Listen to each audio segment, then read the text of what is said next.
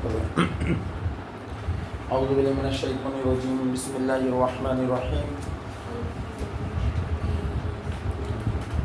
ربي زدني علما ربي زدني علما ربي زدني علما ربي اشرح لي صدري ويسر لي أمري واحلل عقدة من لساني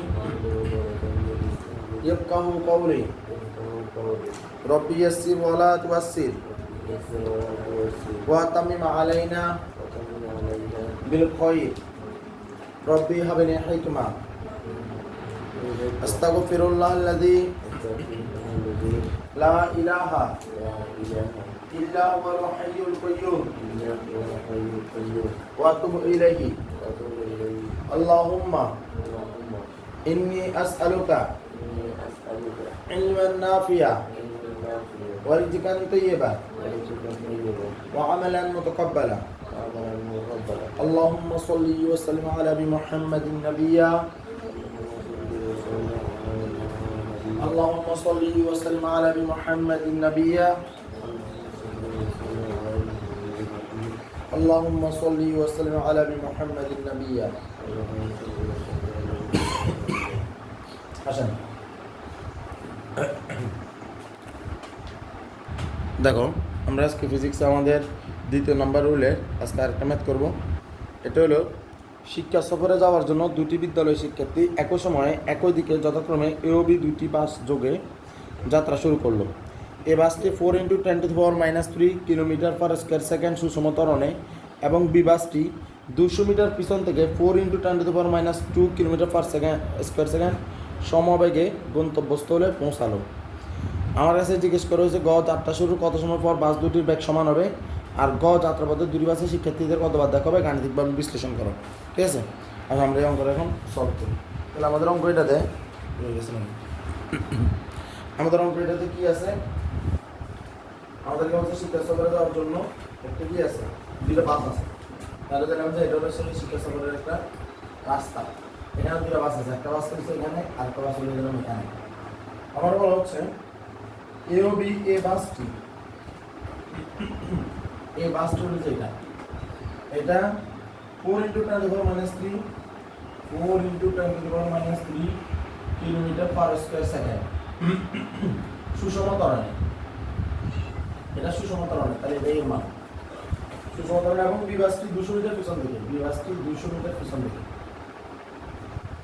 B বাসটি 200 metre পিছন থেকে 4×10⁻³ কিলোমিটার পার সেকেন্ড সমবেগে যাত্রা শুরু করছে। সমবেগে, তো সমবেগ মানে আমরা জানি ওর জন্য সূত্র কাজ করতেছে s = vt, আর এটা সুষম ত্বরণে চলতেছে, তাহলে ওর জন্য কাজ করতেছে s = vt plus half of c² একটা নির্দিষ্ট সময়ে এই ভাবে কাজ করতেছে।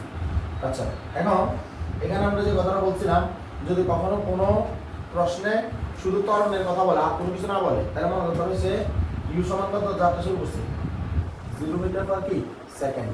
এখনই আমাকে কিছু আমাদের কাজ করতে হবে। সেই কাজটা কি, এই যে ভি মান যে দিল 4×10⁻²,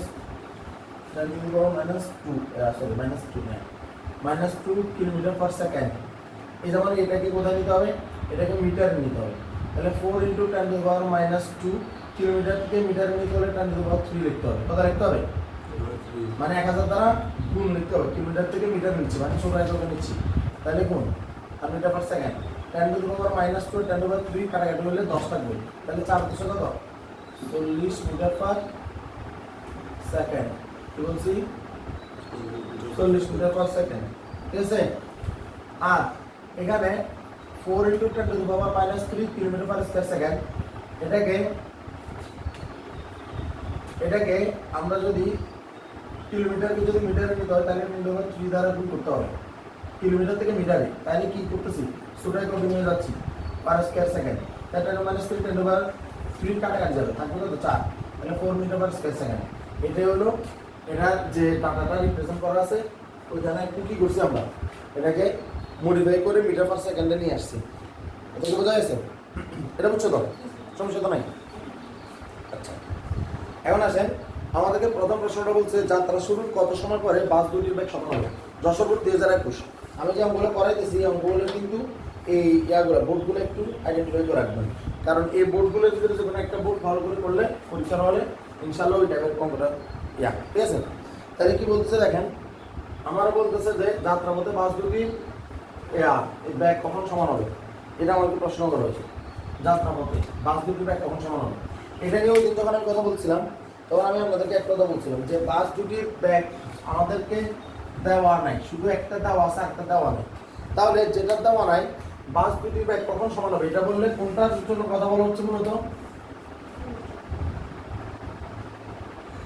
বাস দুটির ব্যাগ কখন সমান হবে,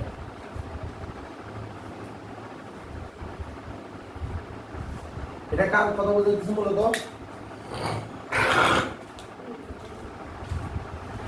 কোন কোন বাসটার ব্যাগ সমান হওয়ার কথা বোঝানো হচ্ছে, এ না বি? বলছে বাস দুটির ব্যাগ কখন সমান হবে, তাহলে বাস একটা ব্যাগ দেওয়া আছে ওইটা সমবেগে চলবে, তার মানে যাত্রাপথে কোনোভাবে তাকে সমবেগের বাইরে চিন্তা করা হচ্ছে না। আর একটা ত্বরণে মানে সুষম ত্বরণে চলতেছে, তাহলে তার তো ব্যাগটা নির্দিষ্ট নেই, কিন্তু আমরা এটুকু জানি যে সুষম ত্বরণে যারা চলতেছে তারা দুটো থেকে যাত্রা শুরু করছে, সেটা না বললেও আমরা সেটা মাথায় নিয়ে নিব, বলছিলাম না আগে। তাহলে এখানে বাস দুটির ব্যাগ সমান হওয়া বলতে কাকে বোঝানো হচ্ছে, কি বির ব্যাগটা সমান হবে না এর ব্যাগটা বি এর সমান হবে, না বির ব্যাগটা এর সমান হবে? এর ব্যাগ বি এর সমান হবে। সবসময় যে ব্যাগে থাকে তার ব্যাগটা যেমন আছে তেমনি থাকে, তাইলে ব্যাগটা সমান কখন হওয়া বোঝায়? ব্যাগটা সমান হওয়া বলতে বোঝায় ব্যাপারটা হলো যে এরকম, যেমন ধরো একজন ব্যক্তি খাটো আর একজন ব্যক্তি লম্বা, ঠিক আছে? তাহলে লম্বা ব্যক্তির কি আর খাটো হওয়ার উপায় আছে? কিন্তু খাটো ব্যক্তির লম্বা হওয়ার উপায় আছে। আমরা যদি বলি যে এরা কখন সমান হবে, তো লম্বা কখন সমান হবে বলতে কোনটাকে বোঝাচ্ছে? মূলত খাটো ব্যক্তি কেন বোঝানো হচ্ছে, সে কখন লম্বাটা সমান হবে। তাহলে যার বাস দুটি ব্যাগ কখন সমান হবে, এটা দ্বারা বোঝানো হয় মূলত কখন যার ব্যাগ নাই সে ওই যার ব্যাগ আছে তার সমান হবে, ঠিক আছে? এটাই প্রশ্ন করা হয়। তাহলে আমরা এটা আগেও বলছিলাম, তাই এটার ক্ষেত্রে আমরা কি করবো, আমরা মূলত মাথায় রাখবো যে ত্বরণে থাকে তার ব্যাগটা সমান হওয়া বলতে বোঝায়, মূলত এটা ত্বরণে যে থাকে তার অঙ্ক। কখন বাস দুটির ব্যাগ সমান হবে বা বাসের ব্যাগ কখন সমান হবে, বাস দ্বয়ের ব্যাগ কখন সমান হবে, এই ব্যাগ সমান হওয়া বলতে বোঝায়, ব্যাগ সমান হওয়া বলতে বোঝায় সাধারণত যে সুষম ত্বরণে বা ত্বরণে চলে তার কথা বোঝানো হয়। যে সুষম ত্বরণে বা কোথায় চলে, ত্বরণে চলে তার কথা বোঝানো হয় অঙ্কে, ঠিক আছে? তাইলে মূলত অঙ্কটা এই দুইটা বাসের জন্য নয়, এই অঙ্কটা ওই বাসের জন্য যে বাসটা ত্বরণে আছে, আর অঙ্কটা ওই বাসের ক্ষেত্রে অঙ্কটার ব্যাগ সমান হওয়া বলতে বোঝাবে যে বাসটার ব্যাগ আছে ওই ব্যাগের সমান হওয়া বলতে বোঝায়। তাই আমরা যখন অঙ্কটা করতে যাবো সুষম ত্বরণে চলমান বস্তুর জন্য আমরা সেটা করবো, আর চলমান বস্তুর ব্যাগটা ওই এই ব্যাগটা সমান হওয়া বলতে বোঝাচ্ছে। তার মানে ব্যাগ সমান হওয়া বলতে বোঝাবে যে দুইটার ব্যাগ 40 মিটার পার সেকেন্ড হওয়া, তাহলে 40 মিটার পার সেকেন্ড হওয়া যদি দুইটা বাসের ব্যাগ হয় তাহলে এই তো অলরেডি 40 মিটার পার সেকেন্ড আছে, তাহলে ওর জন্য আর কোনো কাজ নেই। তাহলে ওর এটা বোঝানো হচ্ছে যে কখন তার ব্যাগ 40 মিটার পার সেকেন্ড হবে, তাহলে তার ব্যাগ 40 মিটার পার সেকেন্ড হওয়ার জন্য তার আদি ব্যাগ ইউজ করে দাও 0 মিটার পার সেকেন্ড। অঙ্কটা কার জন্য, অঙ্কটা হলো এই অবস্থানে থাকা গাড়িটার জন্য, এই অবস্থানে থাকা বাসের জন্য। তাহলে এটা আর এর মান কত, ত্বরণের মান হলো 4 মিটার পার কত স্কয়ার সেকেন্ড, তাই তো কার মান, টির মান। তাহলে আমরা জানি b = d + কত 80, তাহলে b এর মান কত 40, টির মান কত 0, এর মান কত 4, টির মান কত জানি না। সুতরাং t = 3 সাথে 4 এটা গুণ, তাহলে 4 ভাগ 40 কে, এর মান কত 10 সেকেন্ড। কথা বোঝা গেছে, কথা বোঝা গেছে কিনা? এটা হলো এটার অঙ্কটা। তার মানে আমাদের যে প্রশ্ন করা হয়েছিল যে যাত্রা শুরুর কত সময় পরে বাস দুটির ব্যাগ সমান হবে, এই যে প্রশ্নটা করা হয়েছিল যাত্রা শুরু কত সময় পরে বাস দুটির ব্যাগ সমান হবে, তার মানে যাত্রা শুরু 10 সেকেন্ড পরে বাস দুটির ব্যাগ সমান হবে। কেন? এই দেখেন 10 সেকেন্ড পরে এদের ব্যাগ 10 সেকেন্ড, এদের ব্যাগ যদি বলে যে 1 ঘন্টা, তাহলে 1 ঘন্টা পরে এটা 40, কিন্তু এদের ব্যাগ প্রতি মুহূর্তে এদের ব্যাগ মান বাড়তেছে, ঠিক আছে? তাহলে আমরা এটা বলতে বোঝাচ্ছি যে তার মূলত ব্যাগ কি শুরুতে 0, সে কখন 40-এ পৌঁছাবে, এই ব্যাপারটা মূলত বোঝানো হয়। ওকে, এরপর প্রশ্ন করা হয়েছিল যে যাত্রাপথে দুটি বাসে শিক্ষার্থীদের কতবার দেখা হবে, যাত্রাপথে দুটি ব্যাচের শিক্ষার্থীদের কতবার দেখা হবে। তো সাধারণত আমাদের এখানে কতবার দেখা হবে বলতে যদি প্রশ্ন করা হয়, এটা একবার অথবা দুইবার, এটা একবার অথবা দুইবার। ব্যাপারটা এরকম যে ওর ব্যাগ তো প্রথমে কম, ওর ব্যাগ প্রথমে কি কম হতো বাড়বে। তো ওই বিয়েটা প্রথমে একে কি করবে, একে এর সাথে দেখা হয়ে সে চলে যাবে, ঠিক আছে, মানে ওর ব্যাগ তো আস্তে আস্তে বাড়তেছে, তো ও তো আগে করে এমন চলে যাবে, ওর সাথে দেখা হয়ে গেছে। তো ওর আস্তে আস্তে যখন আবার কি ব্যাগ বেড়ে যাবে, ও তো আর ব্যাগ বাড়বে না, তো নির্দিষ্ট ওই যখন যাওয়ার সময় হোম করে ওকে কি করবে, ক্রস করে চলে যাবে। তার মানে দুইবার দেখা হবে, কয়বার, দুইবার দেখা হবে। এখন এটা তো অঙ্ক করে দেখাই দিতে হবে দুইবার, এটা তো আর এমনি অঙ্ক করলে হবে না। তাহলে আসলে আমরা ওই কাজটাই করি, এদের কয়বার দেখা হবে, যাত্রাপথে কয়বার দেখা হবে আসেন। তাহলে এই যাত্রাপথে কয়বার দেখা হবে এই অঙ্কটা যদি করতে যাই, তাহলে প্রথমে আমি বলবো যে এই ধরলাম টি সময় পর এদের দেখা হবে, ধরি টি সময় পর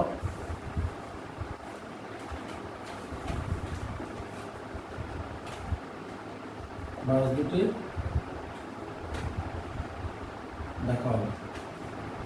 সুতরাং এস বি ইকুয়াল টু ভিটি, আর বিমারি কত 40, আর এই এস এ কত কিউটি প্লাস আপর এডি স্কয়ার, এস ইউনো কত 0, তাহলে এটা লেখা দরকার নেই, 0টা নেব আর 4t square S equal to 2t square 2।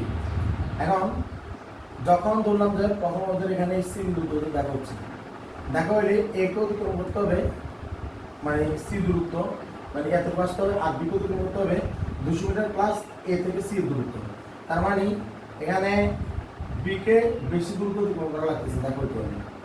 টি সময় কত ধরলাম যে এ আছে সি অবস্থানে, আর তাহলে বি এর অবস্থান কত 200 প্লাস কত হয়েছে না, হ্যাঁ, মানে টি সময় পর ওদের দেখা হচ্ছে সি অবস্থানে, তাহলে এ তো অবস্থা ও এ তো যে দূরত্ব অতিক্রম করছে সেটা হলো এস এ, আর বি এর অতিক্রম করতে হবে 200 মিটার প্লাস এস এর দূরত্ব, ঠিক না? তাহলে বি এর অতিক্রম করতে হবে যে 200 প্লাস কত এস এ, তাহলে এস বি মান কত 40t ইকুয়াল টু 200, এস এর মান কত 2t square.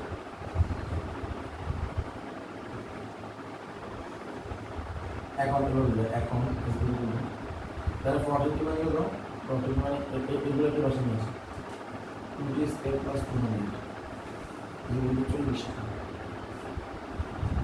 2t square plus 2 মানে মাইনাস 40 ইকুয়াল টু 0। দুই দিকে কাটা গেলে 2 স্কয়ার প্লাস 100 বিয়োগ কত 20t, তাহলে